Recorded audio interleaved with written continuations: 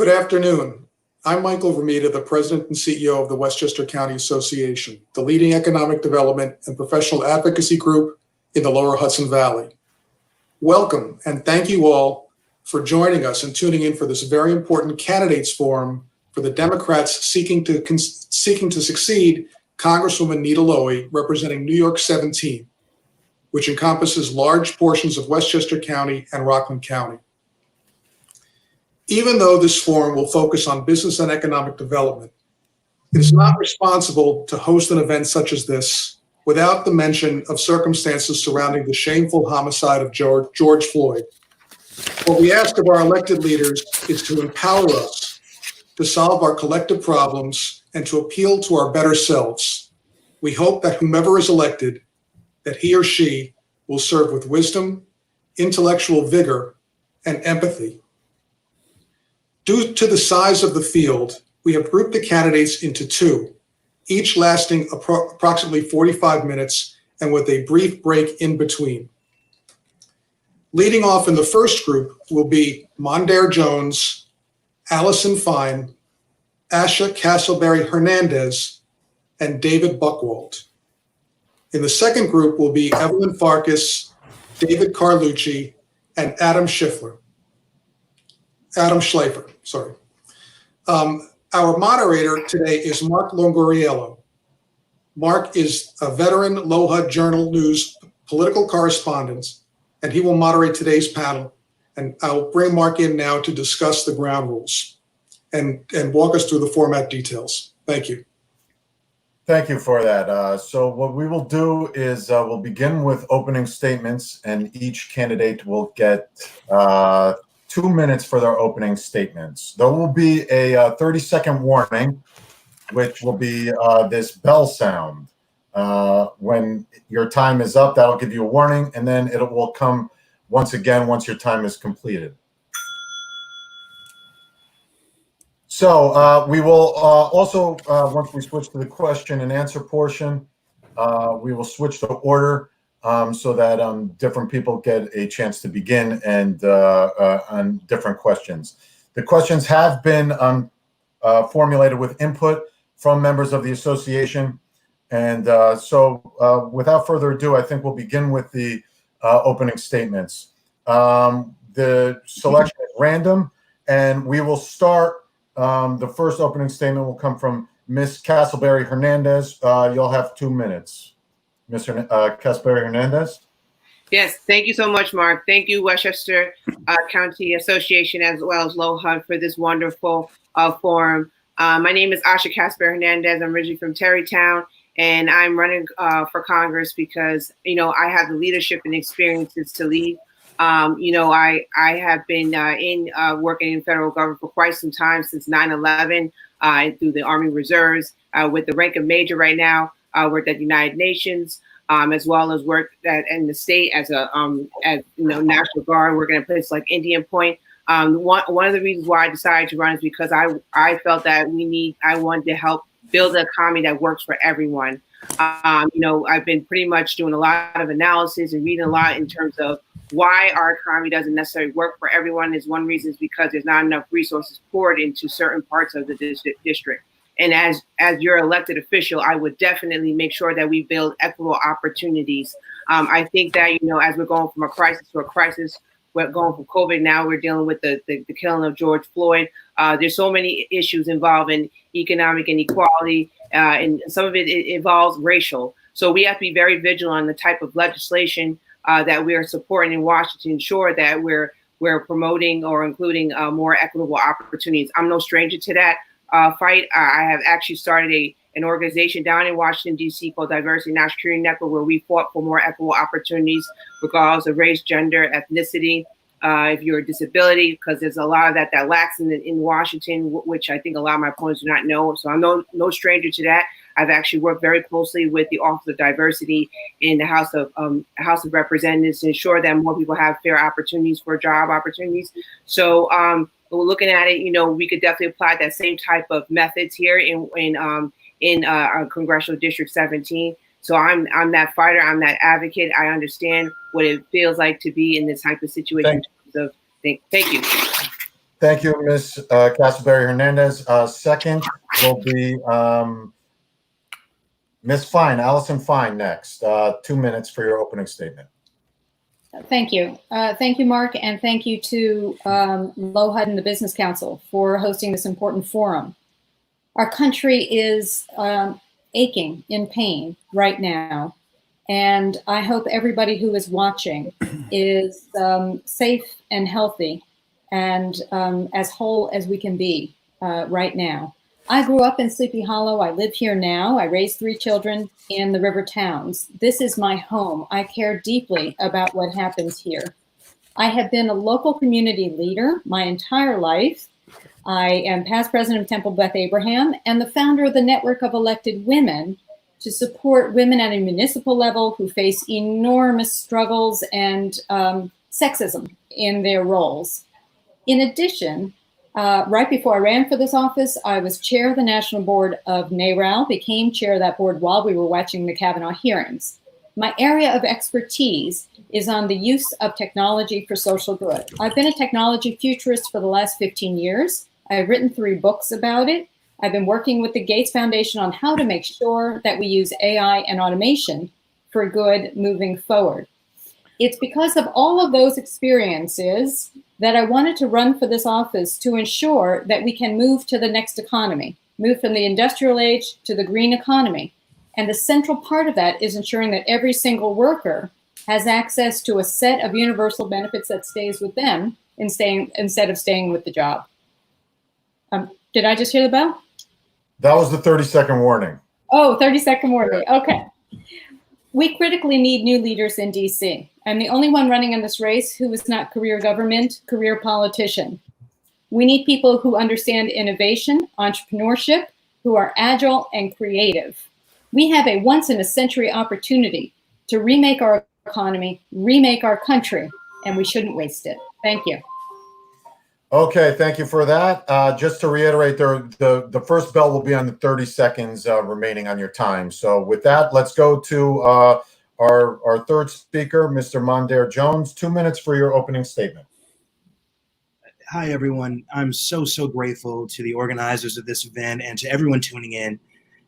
As this race has gotten crowded, I've asked people to remember at least one thing about me, and that is I am running for Congress because for me, policy is personal. Unlike the folks we're used to seeing in our politics, I don't come from money or from a political family. I grew up in Section 8 housing and on food stamps in the village of Spring Valley. And my young single mom still had to work multiple jobs just to be able to provide for our family. And so when we talk about things like a $15 minimum wage being absolutely necessary at the federal level, that's personal for me. My mom got help raising me from my grandparents. My grandfather was a janitor, and my grandmother cleaned homes in Congers and in Hillcrest. And when daycare was too expensive, she took me to work with her. So now I get to run to represent the same people whose homes I watched my grandmother clean growing up.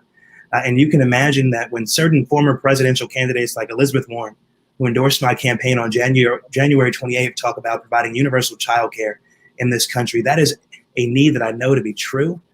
And it is something that a fight that I hope to join when I get to Washington in January of next year, hopefully on your behalf. When my grandfather died of cancer, my grandmother worked well past the age of retirement just to pay for the high cost of prescription drugs and medical procedures not fully covered by Medicare. I happen to think that healthcare should be a human right in the richest nation in the history of the world, and I'm going to be the person fighting for that. I support Medicare for all. My opponents do not in this race. And I think that we've got so many challenges. Even before COVID, every day we woke up and the world was on fire. And the Democratic response has to be to fight tooth and nail for the things that we say we believe in. I did that when I rose above my humble beginnings and made it to Stanford University, worked in the Obama administration at the Department of Justice, attended Harvard Law School, and after founding a nonprofit with some friends, more recently litigating and winning Westchester County's biggest cases as a lawyer in government. And now I'm running to fight for all of you. Well, thank you, Mr. Jones. Our last opening statement will be from Assemblyman David Buckwald. Assemblyman Buckwald, 2 minutes for your opening statement. Thank you, Mark, and my thanks to the Westchester County Association and the Journal News LOHUD for sponsoring this forum, because this is a crucial time for this country. It was already crucial at the start of this congressional campaign 6 months ago, about 3 years into the Trump administration, given all that he's done to tear our country apart. And undermine our country's greatest values. It got even more crucial when the COVID-19 pandemic tore apart families and our economy. And more recently, the stakes of election 2020 got even more stark as we need to tackle the undying, unfortunately, inherent racism in too much of our society. And so I put myself forward as a candidate with the experience of actually solving problems on behalf of people I represent. As a state assembly member, I stood up to Donald Trump, writing the law to help expose his tax returns and provide the state tax returns to Congress. I stood up to the Trump agenda by enacting the Reproductive Health Act, which I co-sponsored to enshrine Roe v. Wade into law here in New York State. I've done things like co-sponsored New York's Green New Deal so that we start to tackle the threat of climate change. And for all these reasons, and working day in and day out to represent residents, 132,000 of them here in Westchester County, I've earned the trust and of the public I represent, and not just that, colleagues in government, which is why today I was very honored to announce that Westchester County Executive George Latimer has endorsed my campaign, joining over 80 other organizations and individual elected officials in supporting my candidacy. I very much hope you go to davidbuckwaldforcongress.com. Look not just at the endorsement list, but the issues I'm running for to move ourselves forward in the mode of Nita Lowey, who represented our district so ably for 32 years. Thank you, Assemblyman Buckwald. With that, that concludes the opening statements. We'll now move on to the question and answer portion of the forum. Like I said, the questions have been formulated with input from the members of the association, and a lot of them will be themed towards economic recovery and the finances of Westchester and Rockland counties in the district. So we'll begin with, of course, everyone's on everyone's mind, taxes. Our state and local taxes are the highest in the nation. And most of you have unveiled plans to increase taxes on certain sectors of the economy, such as capital gains and big earners. So the question will be, why does your plan make sense? And what would you do with the revenue generated by these additional taxes? For this, we will take, it'll be 2 minutes and 30 seconds for response. You will have a 30-second warning with a bell, and we will begin with Assemblyman Buckwald this time. Assemblyman Buckwald? Sure. I tremendously appreciate the question, especially given that residents of Westchester and Rockland are among the most taxed in the entire country. Certainly, we face the highest property taxes anywhere in the United States. I'd like to think that my plan makes sense because by profession, I'm a tax attorney, although I haven't practiced specifically since I entered the state assembly. I've always been someone who has worked to make a fairer and more rational tax code that works for individuals and businesses that are trying to do the right thing. But I absolutely believe that in 2017, Donald Trump and his Republican enablers passed a awful tax overhaul. Not only did it limit the SALT deduction that especially harms New Yorkers here in the lower Hudson Valley, but it also set up a set of really perverse incentives, providing more money to those who least need it. And we should be reversing that entire 2017 law. But on top of that, I proposed multimillionaires taxes. My tax plan, which again is on davidbuckwaldforcongress.com, says that money should go to paid sick leave, something that we now, thanks to work of myself and my colleagues in state legislature, we now have here in New York. It'll be effective for all New Yorkers January 1st, but across the country, paid sick leave is something that we should be not just relying on employers and employees to pitch in on. We should be making sure that we have a rational system, which is also why I support a stock transfer tax nationwide here in the United States. We have high frequency traders that, frankly, I think more often manipulate the price of stocks than reflect what the stock market should be about, which is building money for investment in our economy and jobs. And we also have approaches like incentivizing capital gains over the hard work of men and women in this country. We should be doing away with that tax preference. And I absolutely believe that sending me to Congress is about rolling up my sleeves to get the job done. I've not only promoted tax transparency, I've been taking on the SALT deduction here in New York, making sure that not only do we decouple our state tax code from the federal tax code, but also been happy to be an informal advisor to the Village of Scarsdale, which is suing the IRS right now on behalf of all New Yorkers that want to undo this SALT deduction limitation. Thank you very much for the question. Thank you, Assemblyman Buckwald. So second in line will be Ms. Castleberry Hernandez. The question once again is, why does your tax plan make sense? And what do you do with the revenue generated by the additional taxes? You'll have 2.5 minutes. Go ahead. Thank you for the question. I must say that first and foremost, I want to acknowledge that thank you so much to Congresswoman Nancy Pelosi for helping to restore the SALT deduction, which has always been part of my tax plan. She helped push for that under the new stimulus bill, so which extends out to 2 years. I would, as your Congress member, make it permanent, make sure that that SALT deduction is there beyond the 2 years. So that's very important for our district. Also involved in my tax plan, I make sure that we do modify the tax codes and make sure that it creates a fair system. It creates a system to where our top 5 or 1% of the wealthy people here are actually paying their fair share in taxes. That makes sense. We have to make sure that we're creating some sort of wealth equality in this district or in this country. In order to do that, we have to change the tax codes. I was also on the bandwagon of supporting the wealth tax, but unfortunately, I will only support that if it comes out to be that it's constitutional. But right about now, it looks like it's unconstitutional.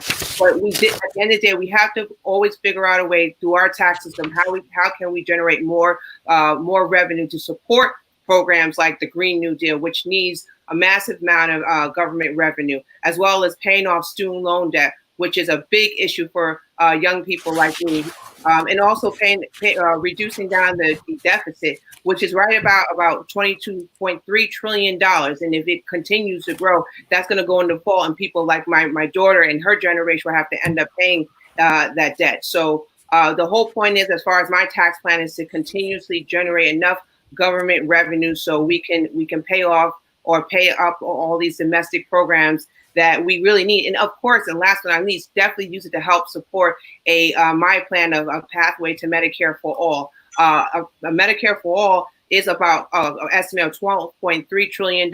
We can't pay for that on day one, but if we are able to over time pay for it, we can do that by changing the tax codes and be able to generate more revenue. Thank you. Thank you for your response. So next in line with the same question will be Ms. Fine. Do you need me to repeat the question for you? No, I can hear it, Mark, but you know what I can't hear is that bell that you're using, just so you know. Okay, I'll try to emphasize it for you this time. You'll have 2.5 minutes to respond. Okay. Go ahead. Okay, thank you. I think it's the job of leadership to make complicated things simpler. And in my mind, an effort to rebuild the middle class, which I think is essential to our work right now, is to ensure that every single person is safe, healthy, and prosperous. And in order to do that, we need to make sure that we are closing the wage gap and allowing people to build wealth. We used to be a society that was diamond-shaped with a very large, robust middle class, and people could get there and they could stay there. And over the last 30 years, we've become shaped like an hourglass. And what happens then is that nobody is holding the most powerful people to account. So of course, we need to repeal the 2017 dreadful tax law. And I'm glad that we're trying to restore the SALT deduction. But we also have to grow. We have to grow the economy. Not many people know that right before this crisis, we were at a 30-year low for business startups. We need to get entrepreneurial. So the places where we need to invest is we need to invest in the next generation of renewable energy and batteries to help spur the green economy. And we need to get that technology out into the hands of creative people. We need to reduce the student loan debt so that young people have the opportunity to be entrepreneurs and to take a risk. We need to make it easier to access capital. Women have been accessing less than 3% of venture capital, people of color even less than that for years. We can't have such large portions of our population not able to access capital and start businesses. And it's those business startups that we're most missing right now, because that's where we create new jobs. And right now, coming out of this crisis, we're going to have to be deeply entrepreneurial as a country. We've lost half of our Main Street stores at least, and we don't know how many are coming back. So we need to make sure that everybody has support for starting a business. I want to see a national core of mentors for entrepreneurs. I want to see the recreation of community banks to provide capital to people who don't generally have access to it. And I want to see how we're going to be creative in our next chapter to remake Main Streets. Thank you. Thank you, Ms. Fine. And last but not least on that question is Mr. Jones. Do you need me to repeat the question? No, sir. No, sir. I'm grateful. I'm grateful for the question. It is one of the most important questions of our time. In fact, as we face record wealth and income inequality in this country, I'm really proud to be the only candidate in this race supporting a wealth tax, which, from my perspective as an attorney, is constitutional. And certainly, Elizabeth Warren, who's also a scholar of the law, feels the same way. But it doesn't just have to be through a wealth tax. By the way, we have to make sure that we are asking the super rich and the wealthy in this country to pay their fair share. If Michael Bloomberg can spend $1 billion on a presidential candidate campaign over the course of approximately 1 month, he can afford to pay a little bit more so that we can fund essential government services. My goodness, New York State is forecasting in this budget, I think, something like $13 billion in a shortfall. When I speak to mayors in this district, many of whom have endorsed me, like in Irvington and Piermont and in Nyack, they're saying, we need relief from the federal government. The state cannot be expected to do all of this by itself. And so we have to be making sure that we have a good partner in the federal government who's going to make sure that they are sending additional revenue through its taxation power to states like New York, which are overtaxed to begin with.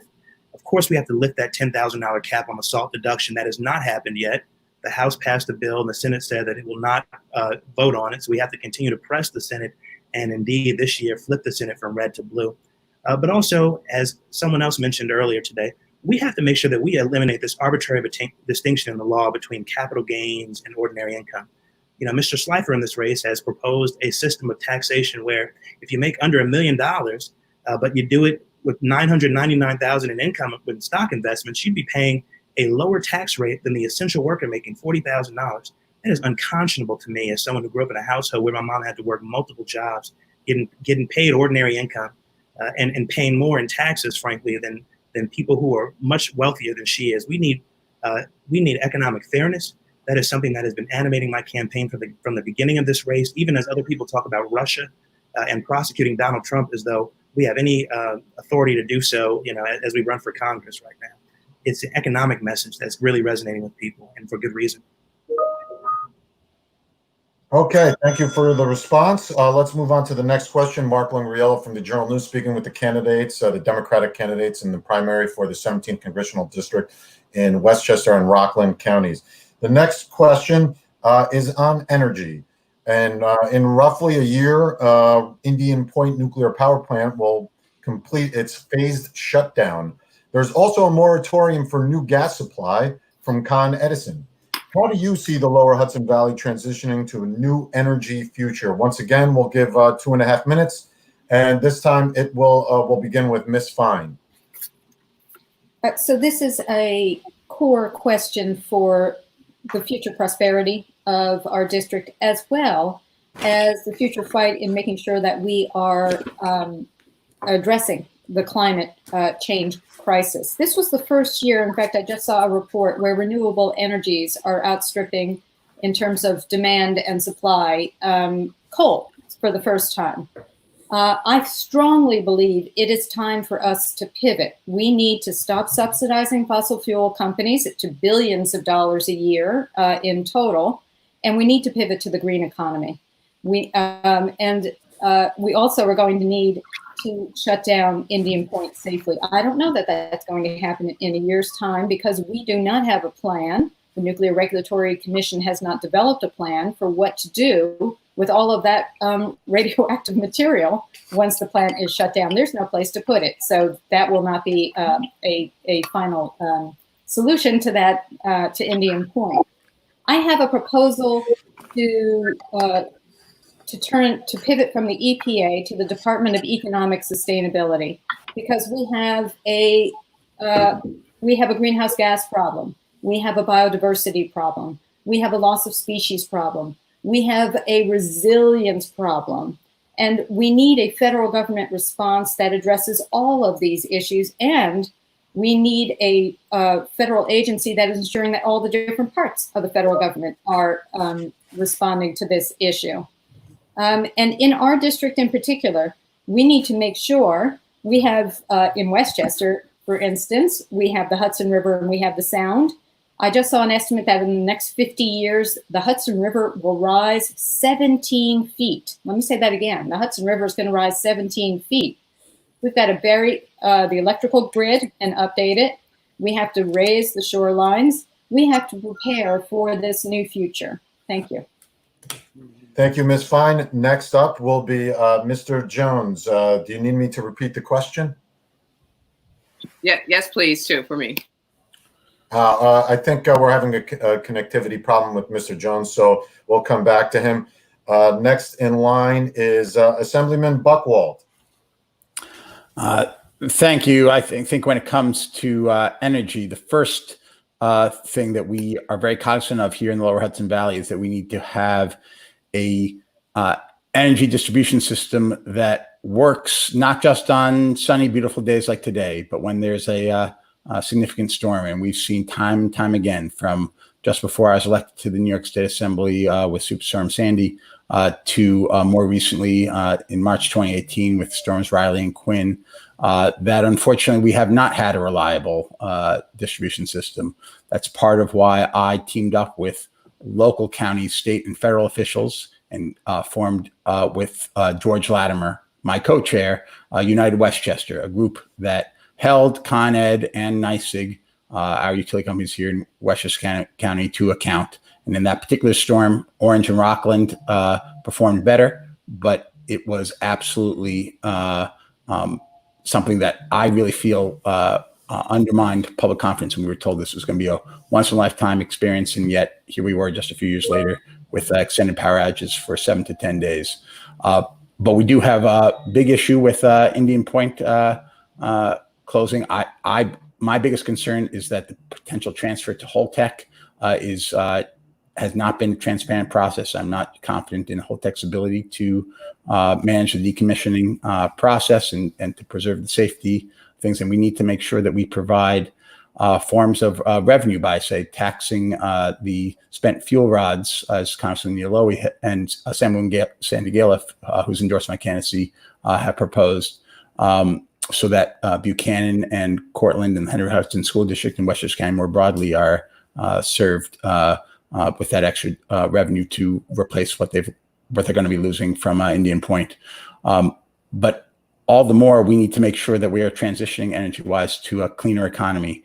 And I absolutely believe that with my 100% environmental voting record, 8 straight years in the state assembly, that folks can send me to Washington with confidence that I will work to oppose natural gas infrastructure that is inappropriate. But when it comes to addressing a Con Ed gas moratorium, if there is a solution that does not damage the environment but improves the economy, I will be right there hoping that it moves forward. Thank you. Thank you, Assemblyman Buckwald. Do we have Mr. Jones back? Okay, you are back. Great. The question was, how do you see the Lower Hudson Valley transitioning to a new energy future? First of all, I want to apologize for the internet connection trouble that I had. I don't know what was going on. But this is a really exciting question to me as someone who has centered a Green New Deal in his campaign. It is my #1 priority. If we don't have a planet that we can inhabit, the other stuff that I'm talking about doesn't matter so much now, does it? And it's why I've been calling for, as we do these successive rounds of legislation coming out of Washington, investments in green infrastructure. It is a great thing, and I'm so grateful to the activists for lobbying to decommission, to shut down Indian Point, And now we have a real opportunity to invest in green technology and infrastructure in the wake of the decommissioning of Indian Point. What does that mean? It looks like solar and wind in the Long Island Sound and in the Hudson River. We can really transition to renewable sources of energy. I also advocate an end to fracking, an end to offshore drilling, and an end to the export of crude oil. That is part of the decarbonization of our economy that we absolutely need to be doing. I am also of the mind that the green infrastructure projects that I'm talking about are going to create many thousands of jobs in this district, many thousands of good paying jobs. And of course, we need to make sure that we have justice as part of a Green New Deal as applied to this district. So people who are being displaced from a decarbonizing economy should get first dibs at those jobs. We have a real opportunity here, as I mentioned. We've only got 10 years left, according to that UN IPCC report, before irreparable harm to the planet due to global warming. And if we don't act right now in a very serious way to mobilize the federal government, and of course to work in concert with other countries who are large emitters to global emissions, then we are not going to have a livable future for ourselves, in my case, as someone who's 33 years old, but also our children and our children's children. And I'm really proud to be centering that as a platform item in my campaign. Thank you, Mr. Jones. And the last on that question will be Ms. Castleberry Hernandez. 2.5 minutes for your response. I lived in the lower part of the Hudson Valley, and I've experienced a lot in terms of hurricane season, the lost property as a result of major floods, because on the bottom of the valley we experience just damages from hurricanes in terms of the high levels of water. So it's a personal issue to me as well. I jumped on this issue going all the way back in 2008 when I worked with the United Nations, calling for the fight for against climate change, because I saw the catastrophic effects I was doing globally, especially in our communities, and then definitely was out there supporting the making sure that we stayed in the Paris Accord, which was a global embarrassment when we pulled out. So I am definitely in support of making sure we produce some sort of green economy, ensuring that we have some sort of renewable energy jobs that are in place that make sense in our congressional district. As far as the Indian Point goes, I used to actually provide security there in Indian Point. It is a risk. Looking at the risk assessment, it's a major problem. But we have to make sure that in terms of our closure, as your elected official, I will definitely make sure that we have a comprehensive closure plan, working closely with federal agencies like Department of Defense, who has a big stake in it because they used to provide security there in Indian Point, ensuring that we're not creating some sort of issue in terms of looking at the nuclear reactors, where the facility itself is right along the pipeline. So we have a lot of things to take into account in terms of economic opportunities, as well as ensuring the safety and security of the people in the valley, especially in the Cortland area. And I also want to say that I will work very closely with activists to ensure that we promote those type of energy plans in place, like Croton 100, which does an excellent job spreading its efforts in the district, ensuring that we do establish some sort of renewable energy plan in place, working with small businesses. So we need a fighter in Washington that gets it, and works really closely with local activists, and I am that person. Thank you. Thank you, Ms. Castleberry Hernandez. We are coming up to the end of the program already, only after a few questions, but we did want to keep this to 45 minutes for our next group coming in. So we're going to switch quickly and start talking closing statements from the candidates. I'm Mark Lungariello from LOHUD, and we are discussing economic issues with the members of the Democratic Party ticket, the primary for New York's Congressional District, 17th Congressional District, which includes Westchester and Rockland counties. So to begin, once again, we'll go back to the 2-minute format. And the first person to give their closing statement will be Mondaire Jones. Mr. Jones. Again, I'm just so grateful to the organizers and attendees of this event. It really means the world to me every time I'm able to speak with, hopefully, my future constituents in Rockland and in Westchester counties. We've been going through a lot, myself and people who look like me in particular over the past week. And I think it's really emphasized in the need to have more people in Congress for whom policy is personal. people who are not going to be relying on national protests to understand that we've got serious inequities in our system of justice, in this economy, in our healthcare system, my goodness, and so on and so forth. And these are lifelong efforts that I've committed myself to. I got my start in politics as a freshman in Spring Valley High School in the East Ramapo Central School District, when I saw how difficult it was to pass a public school budget, something that other school districts simply take for granted. And we know, of course, that there was a lawsuit recently that wrapped up in the Southern District of New York under the Voting Rights Act filed by the Spring Valley NAACP. I went to Stanford University, got increasingly involved in progressive politics, and chaired a committee at the age of 19 on the National Board of Directors for the NAACP. Justice, social justice, economic fairness for everybody, regardless of race, creed, gender, sexuality. That is something that I've been deeply committed to from an early age. And it is the kind of energy that I would bring to this job, especially right now when we need that kind of leadership. We don't just need someone who's going to be one of 435 members of the House of Representatives. We need someone who's going to show leadership and in some cases make difficult decisions and bring the rest of the country along with him, I dare say. And that is what we deserve, I think, in a district where we can challenge Republicans, even as we challenge ourselves to do better in a safely blue seat like where we are finding ourselves. So I'm grateful to have the support of over 40 elected officials and community leaders in Rockland and in Westchester County, representing the broadest base of support. So not just Westchester, but Rockland County as well, which is 45% of this district. And to have been joined by so many people of good conscience all throughout this district who are saying we need more people like you in Congress. Thank you for tuning in. Thank you, Mr. Jones. Appreciate it. Next in line will be Assemblyman Buckwald. Assemblyman Buckwald, your closing statement. Thank you again to everyone organizing today's forum. I began by talking about how this is a crucial time for our country, doubly or triply so given current events. But it's also a crucial time for this 17th Congressional District here in New York.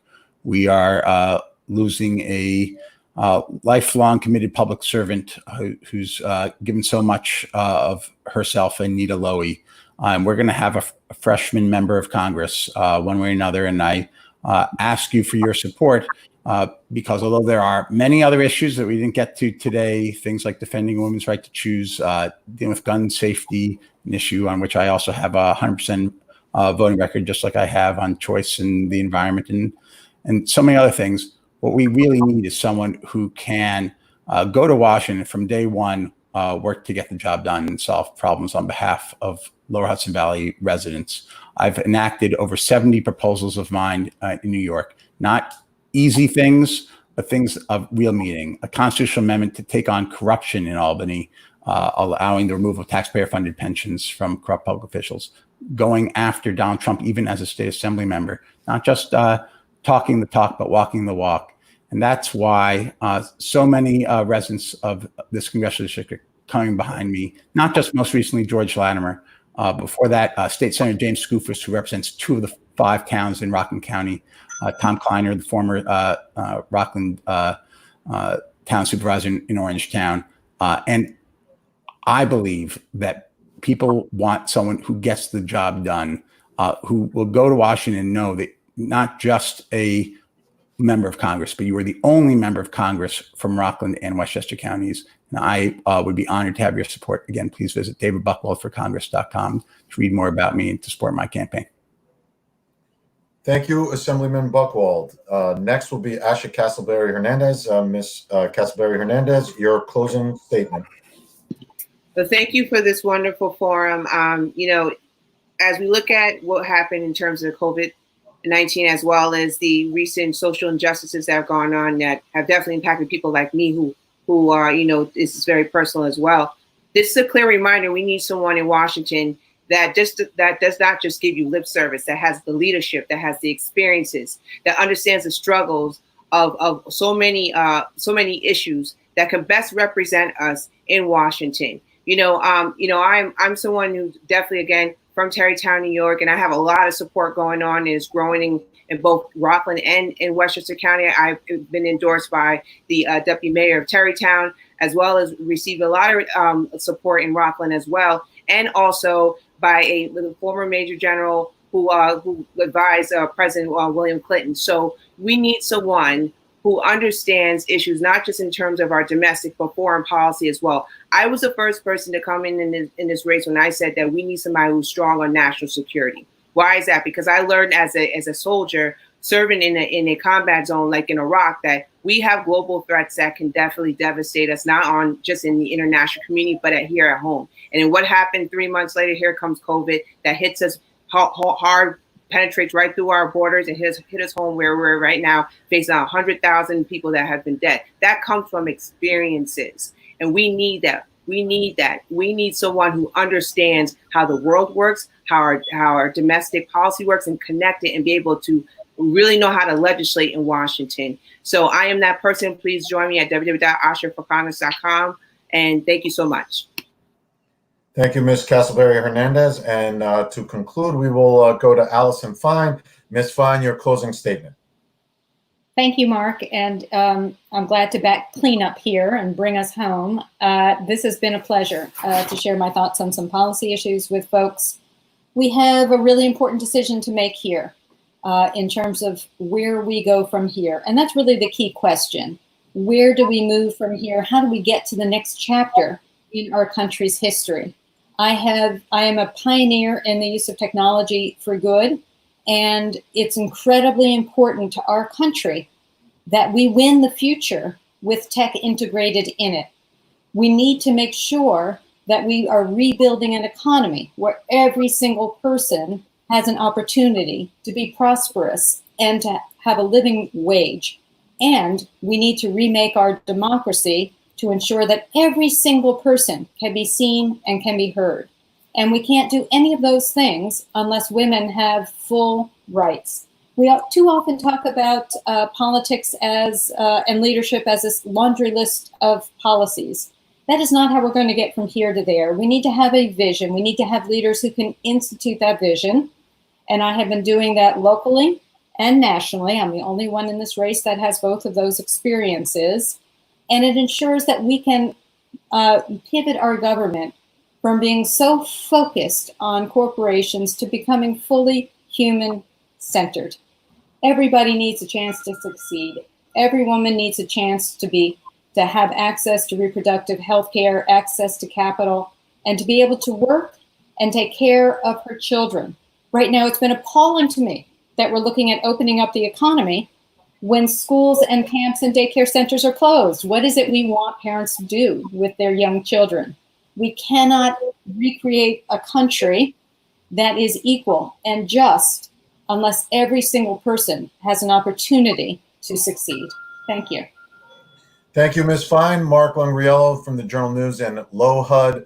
Thank you to the four candidates for joining us. And please stick with us. The three additional candidates will get the chance to chime in on the issues, so stick with us. But before we do that, I'd like to kick it back out to our friends at the Westchester County Association and Michael.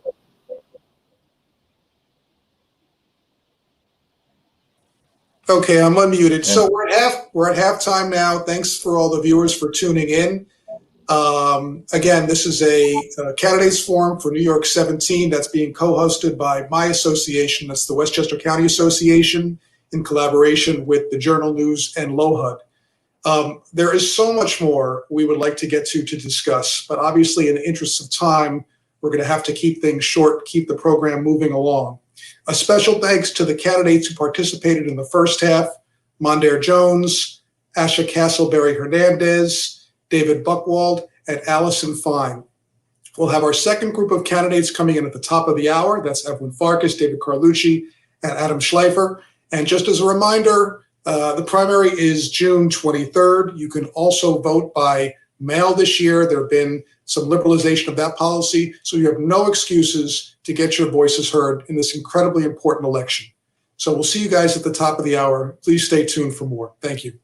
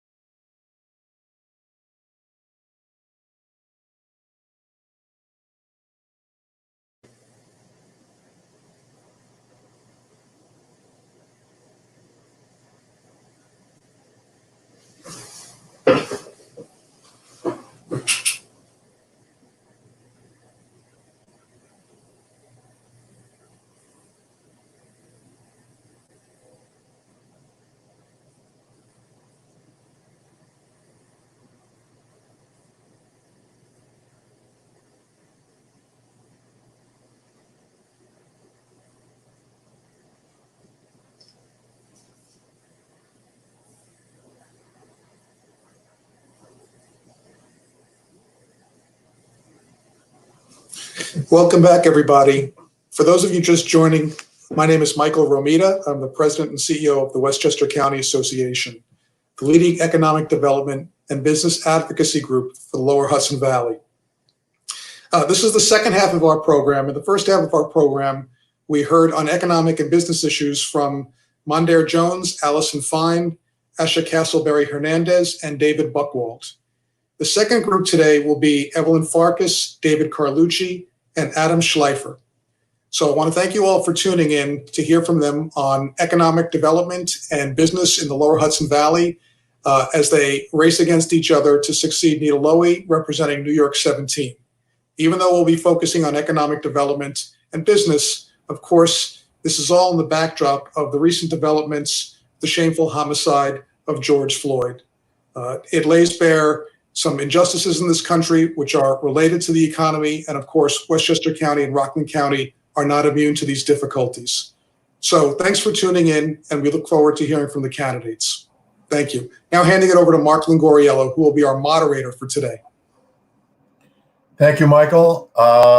So just a few of the ground rules. We'll begin with opening statements, and we will end with closing statements, which will be 2 minutes each. There will also be a question and answer session where each candidate will have 2.5 minutes to respond. When there's 30 seconds remaining in your time, you'll hear a hotel bell that I will sound on my cell phone. To be fair to the other candidates who participated in the first half, we're going to keep the questions and the time allotted for the responses the same as that they received. So the order is random, and we will switch on each round based on that order. So to begin with the opening statements, which will be 2 minutes, is Evelyn Farkas. Ms. Farkas, 2 minutes for your opening statement.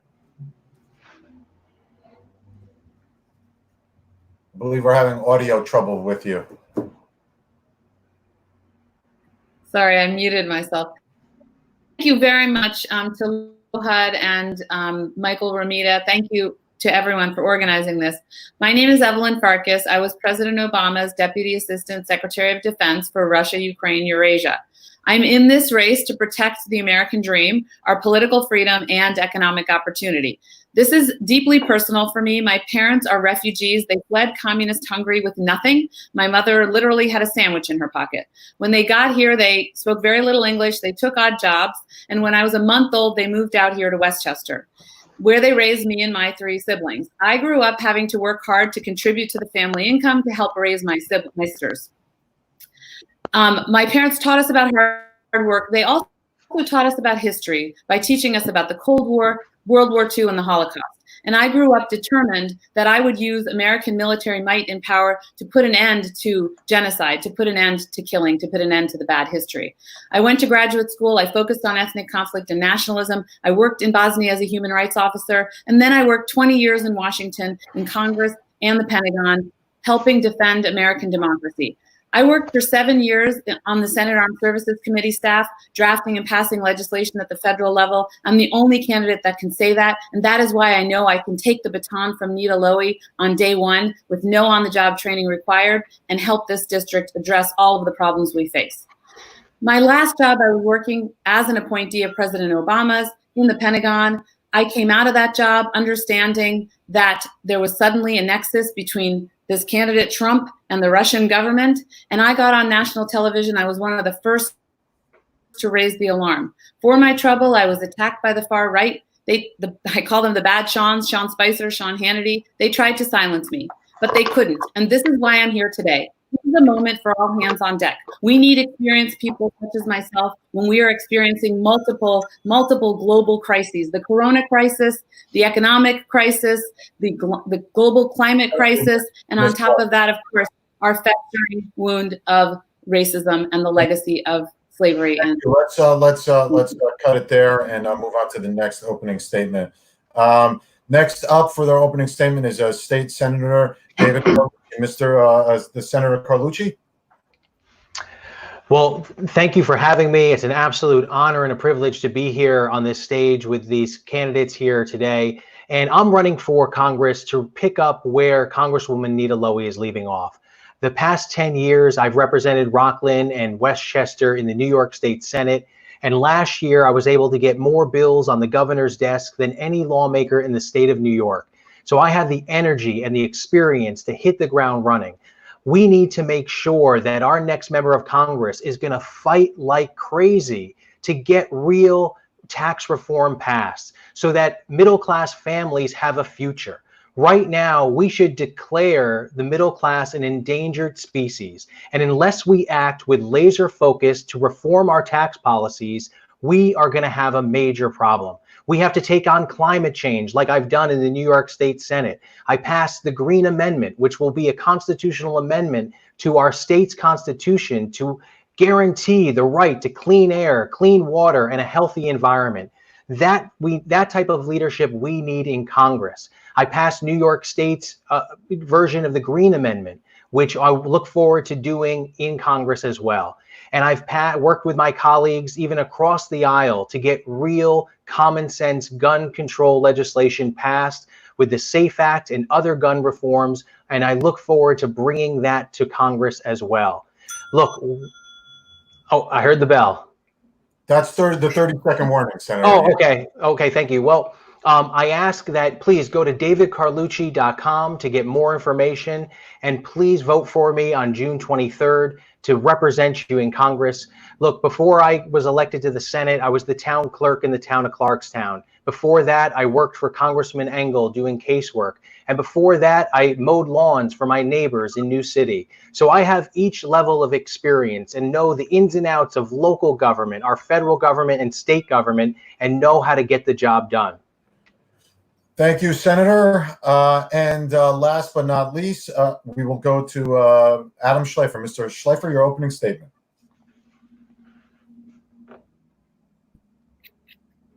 Hi, thank you very much for having me. I think what's been lost on my colleagues here from the start, and it's clear, is that we're talking to the Westchester County Association, whose tagline here, of course, is driving smart growth.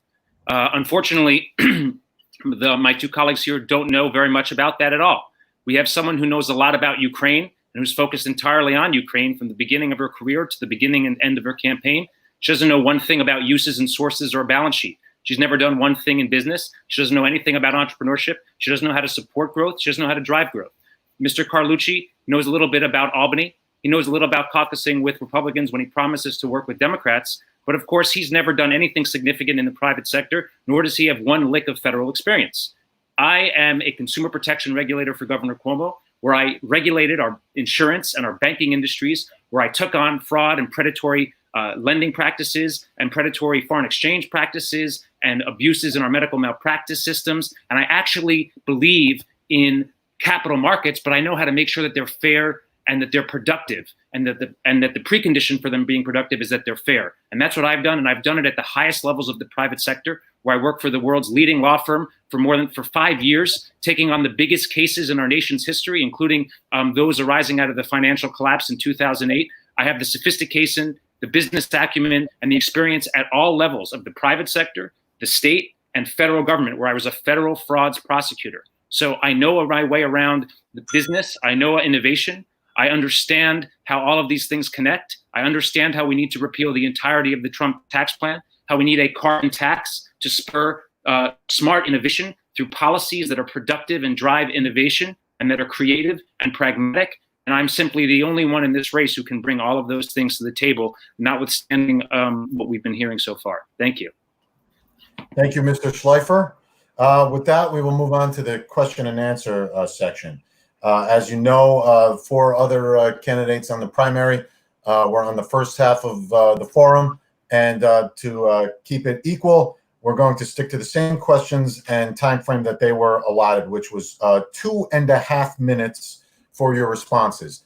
Again, just to reiterate, you'll hear the desk bell at 30 seconds, and then you'll hear a second bell when your time has expired. So with that, let's begin. The first question, taxes. Our state and local taxes are the highest in the nation. Most of you have unveiled plans to increase taxes on certain sectors of the economy, such as capital gains and big earners.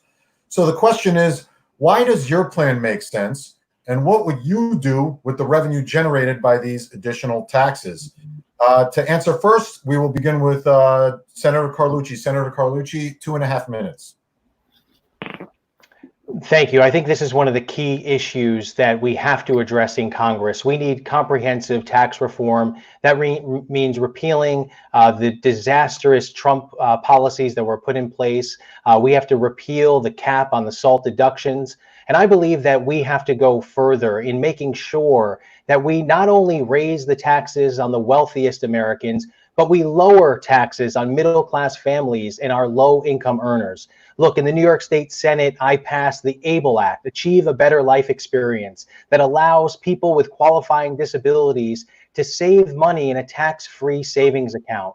We need to expand those opportunities to all Americans, and particularly those in the Hudson Valley. We need to make sure that we stop this system where 1/3 of New Yorkers are living paycheck to paycheck.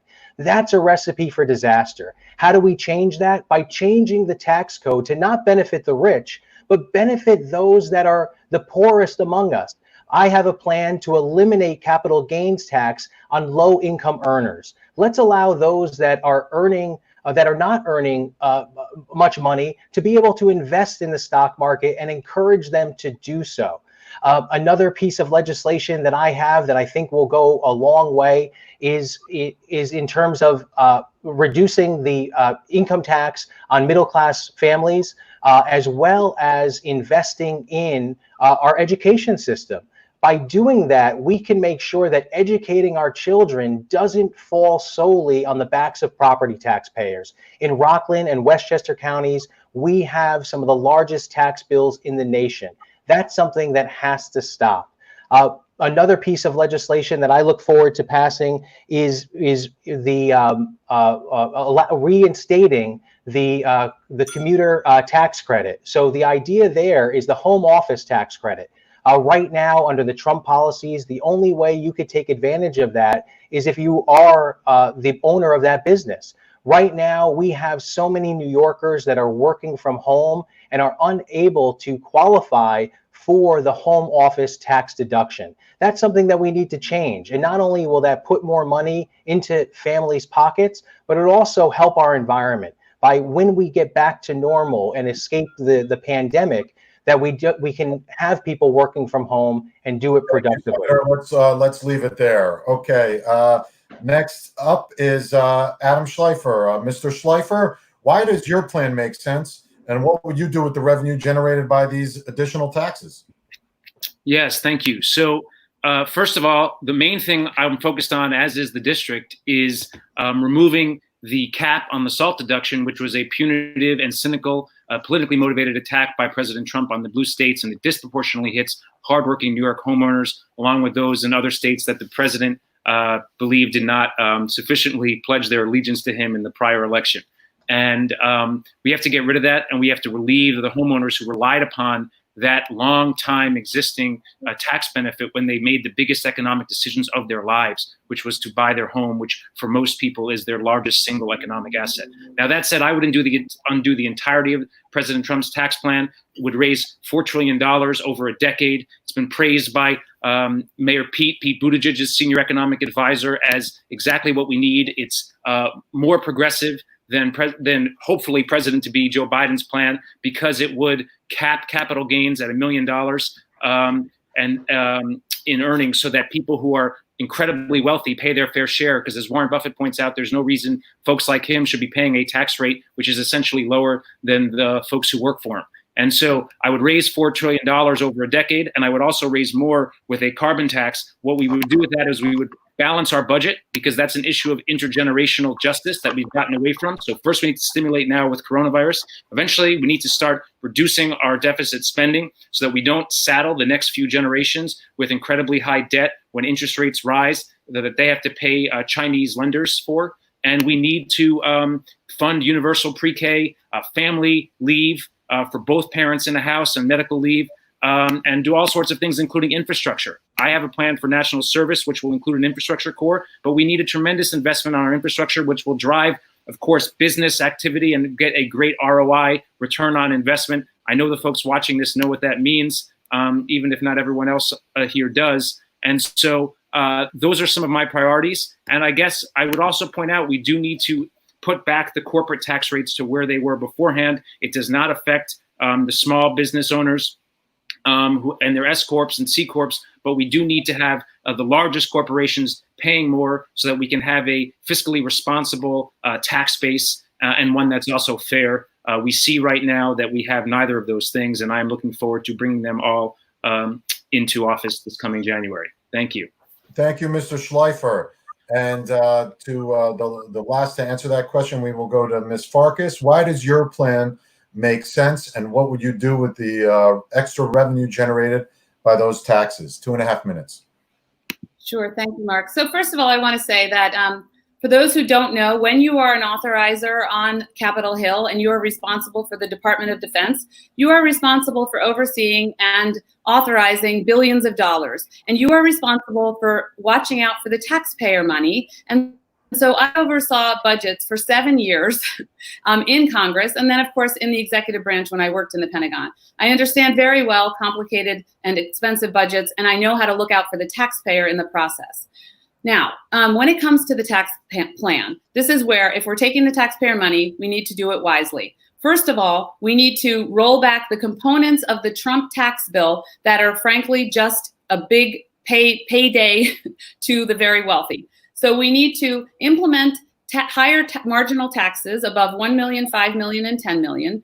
We need to preserve the tax cuts that were actually part of that bill that protect the lower income members of our district.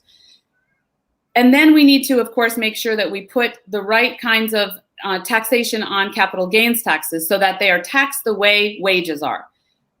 What do we do with all of the, and also I should say we need to eliminate fossil fuel taxes, because we need to put them towards renewable energy in terms of providing subsidies for renewable energy, and then also tax incentives. And that's very important in terms of addressing the climate change crisis, which is also upon us today as we speak.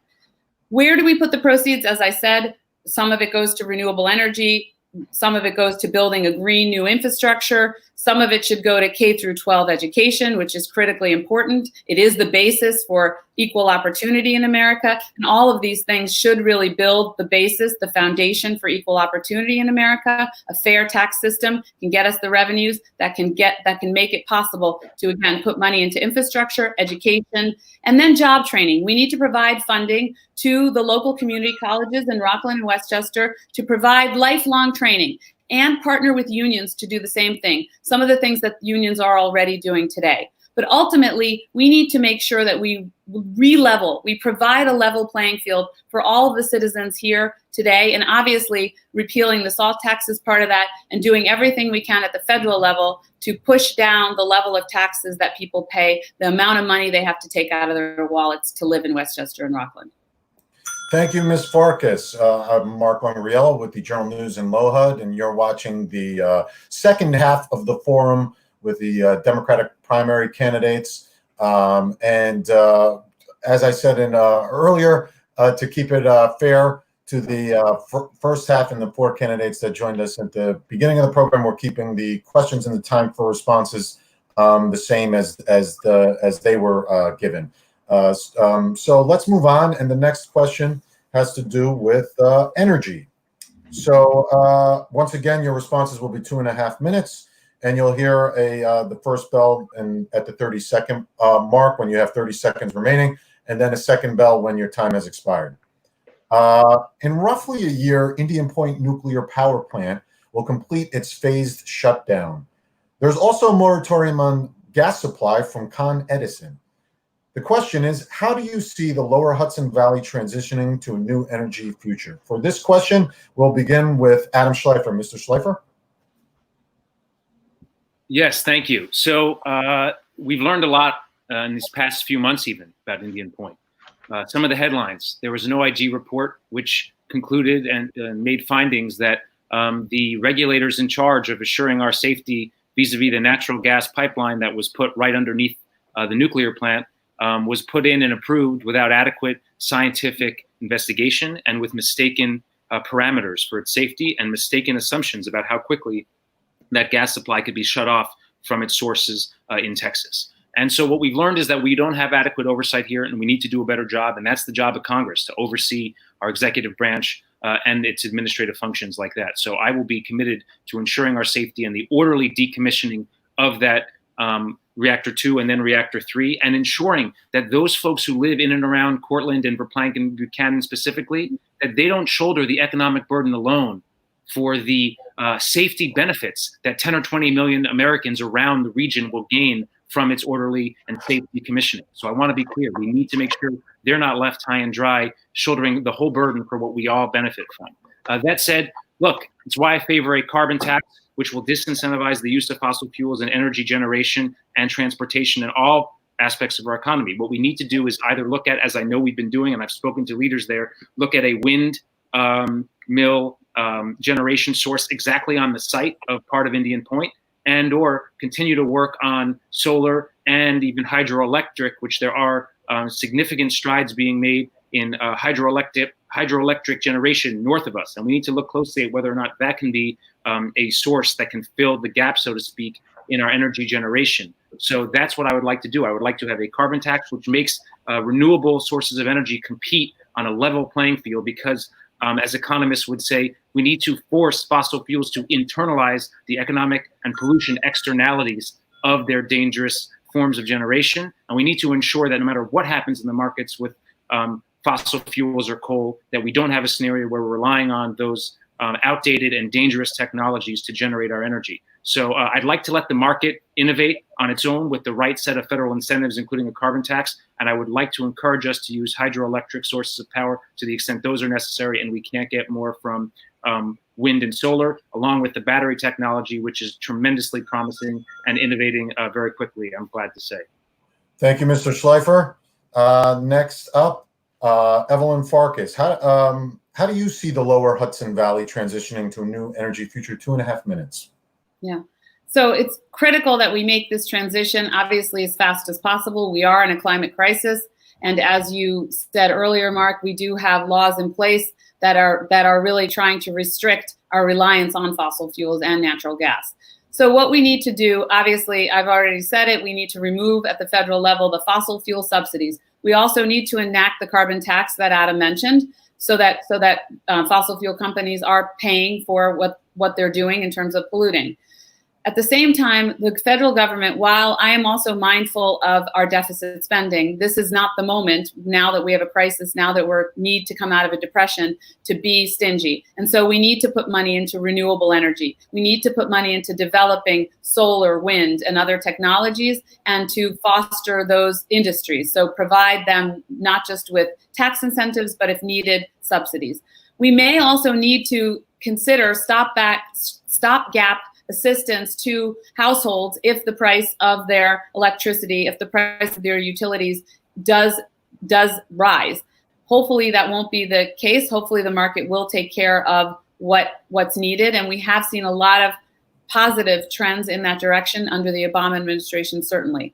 So and then I would say, just with Indian Point, that is an area where I know I can be helpful on day one to this community, because I know that in the defense area, we have a very tightly developed, we have a very well-developed framework for closing bases. It relies on a lot of oversight and funding, and we can create a parallel structure for closing nuclear facilities. And I know I can work across the aisle to get this done, because there are many aging nuclear facilities in red states. I know where the money is, I know what the processes are, and I know that we can set up a parallel process, learning from what we have done across this country when we've had to close military bases and military facilities.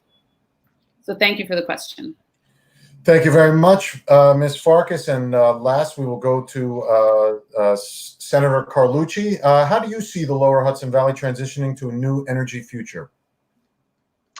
Thank you. This is an extremely important question. And the question about Indian Point, look, what we've seen is that the Nuclear Regulatory Commission is broken and defunct. The fact that Holtec, a company that has been cited with so many problems, is now going to be responsible to safeguard the closure and the decommissioning of Indian Point. We need our next member of Congress to watch that decommissioning like a hawk. The fact that we have spent fuel rods that will remain on that property for the foreseeable future. It could be forever.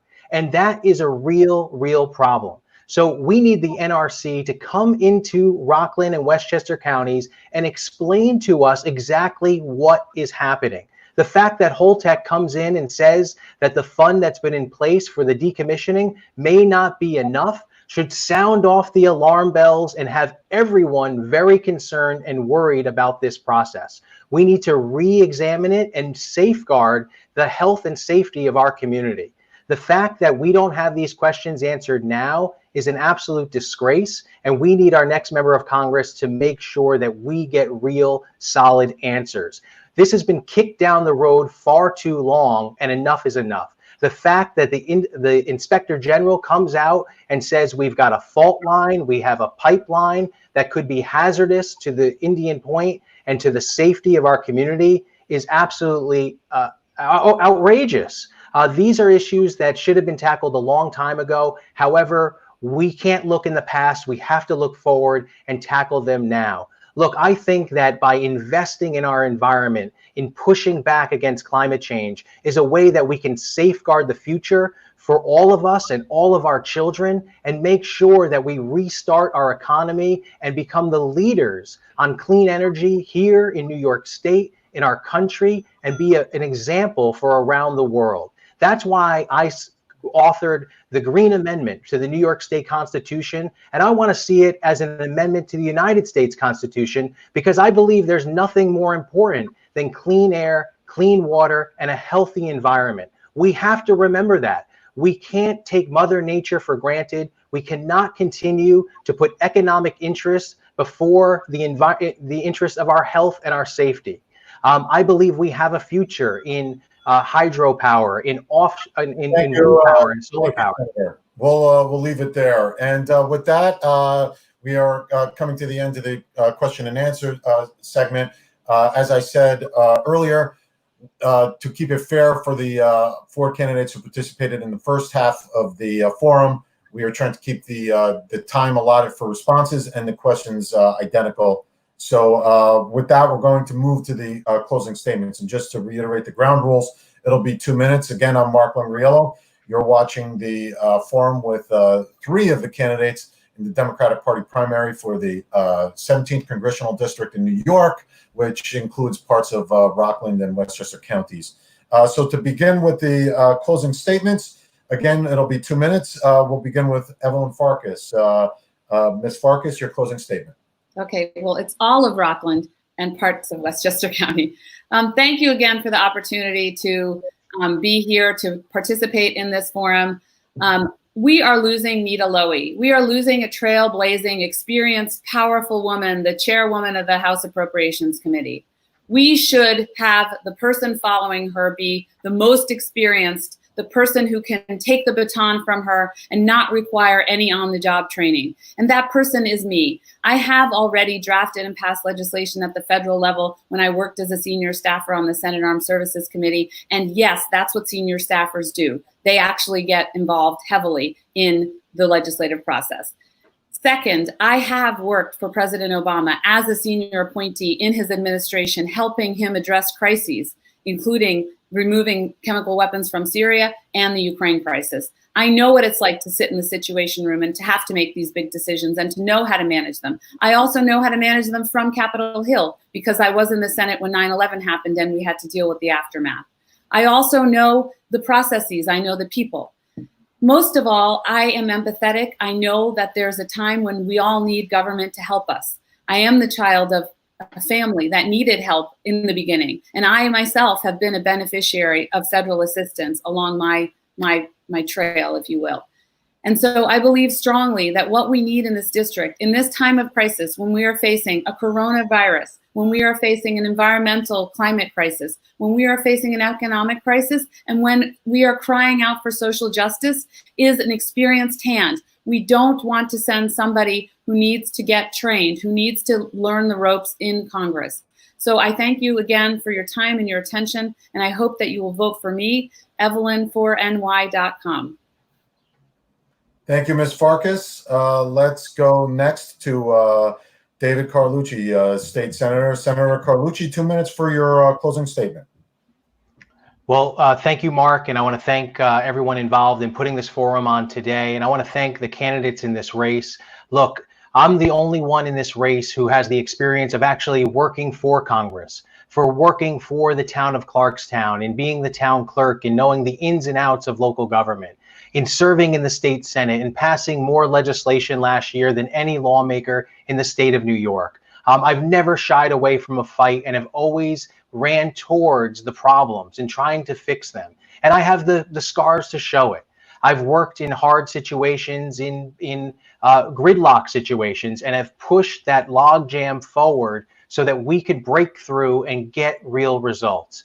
That's what I'm about. I've grown up here in the community. I've stayed here. I've worked here. I've raised my children here. And I know the community inside and out. The legislation that I've passed, it didn't just come out of nowhere. It came from talking to residents that were experiencing difficult problems, whether it's Dreams Law, a young girl who wasn't getting the care that she needed because the insurance companies denied coverage. I passed a law to make sure that that stopped.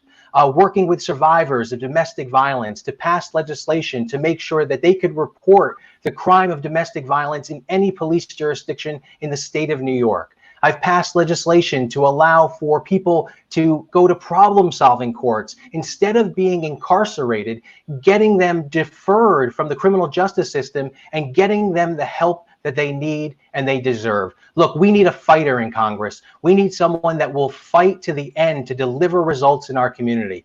Look, I respect my colleagues that are running in this race, but the reality is they just came back to the district to run for office. I've never left. I've been here the whole time. No matter what problems we faced, I've been there with you to fight and to make sure that we see our way through. I've delivered results time and time again, and that's what I look forward to doing in Congress. Again, davidcarlucci.com. Thank you. Thank you, Senator. Appreciate it. Okay, and last but not least, on closing statement, Adam Schleifer. Mr. Schleifer. Thank you. I appreciate Mr. Carlucci's self-description as a fighter. I think the record says something else. The Democrats in his district sent him to Albany, and when he had an opportunity, he jumped ship and caucused with the Republican Party.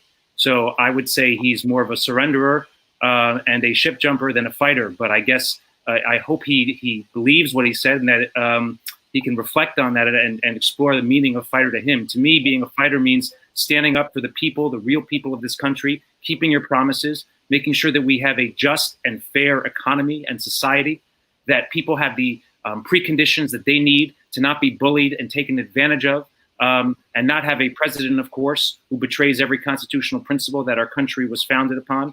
And that's the person I am. I'm the person who has been a federal prosecutor, a consumer protection regulator, who took on predatory payday lenders, who made sure our insurance and our banking markets were fair, who understands the most complex issues in the private sector because I've lived them and I've worked on them at the highest levels in the private sector and the public sector. Someone who ensured that our markets were fair, who took on securities fraud, who took on people taking advantage of insecurities frauds of immigrants at churches, synagogues. This has been my career. This has been my cause. This has been my calling.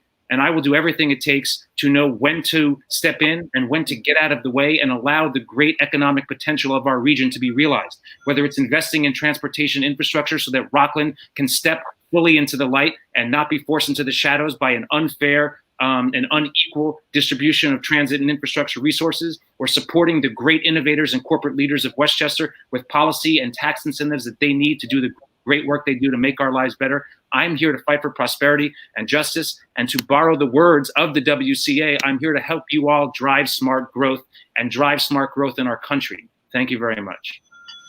Thank you, Mr. Schleifer.